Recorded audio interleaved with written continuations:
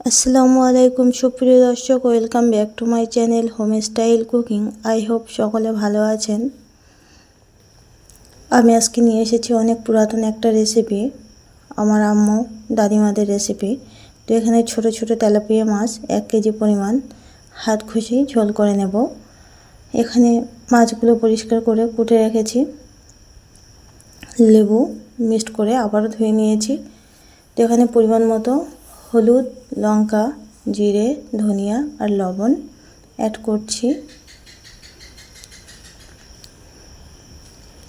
সাথে অ্যাড করব একটু সরিষার তেল আর সরিষা বাটাও অ্যাড করলাম। করে এটিকে ভালো করে মিক্সড করে নেব। এই মশলাটা ভালো করে মিক্সড করে নেওয়ার পরে আমি 10 মিনিটের জন্য রেস্টে রাখবো। মাছটা আমার ম্যারিনেট করা হয়ে গেছে। এবারে আমি মাছটাকে 10 মিনিটের জন্য রেস্টে রেখে আদা রসুনের পরিমাণটা নিয়ে নিচ্ছি। প্যানটা বসিয়ে দিয়েছি। প্যানটা গরম হওয়ার পরে এখানে আমি 50 গ্রাম মতো সরিষার তেল নিলাম। সাথে অ্যাড করলাম 3 পিস মিডিয়াম সাইজের পেঁয়াজ কুচি। পেঁয়াজ কুচিটা ভালো করে ফ্রাই করে নেওয়ার পরে টমেটো 2 পিস, 4 থেকে 5 পিস কাঁচা লঙ্কা পাতলা পাতলা করে কুচি করে অ্যাড করে দিতে হবে। এই পেঁয়াজ, টমেটো আর কাঁচা লঙ্কা একটু ফ্রাই করে নিতে হবে। সাথে অ্যাড করতে হবে 2 টেবিল স্পুন আদা রসুন পেস্ট। আমি এখানে 2 টেবিল স্পুন আদা রসুন পেস্ট ইউজ করেছি। এবারে মশলাটিকে ভালো করে কষিয়ে নেব, তাতে করে টমেটোটাও একটু সিদ্ধ হয়ে যাবে।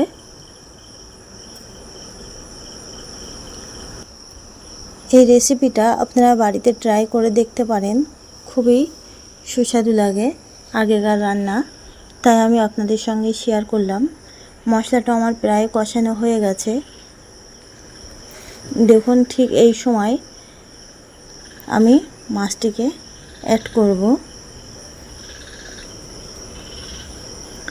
টমেটোটা হালকা ভেজে নিচ্ছি, না হলে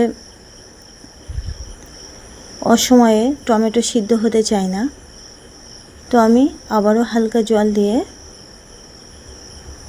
আরও একটু মশলাটা ভালো করে কষিয়ে নিচ্ছি। মশলাটা ভালো করে কষিয়ে নেওয়ার পরে আমি এটাতে মাছ অ্যাড করব।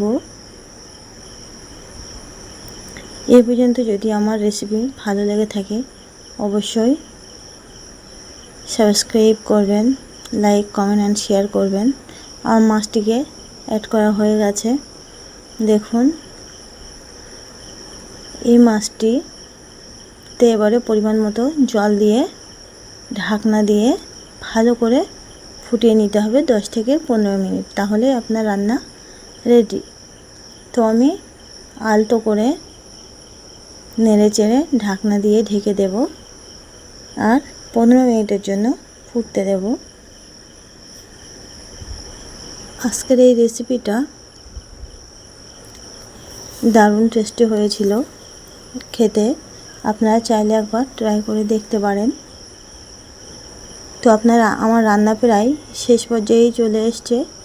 আমি সবশেষে এটাতে অ্যাড করব ভাজা মরিচ গুঁড়ো 1.5 টেবিল স্পুন।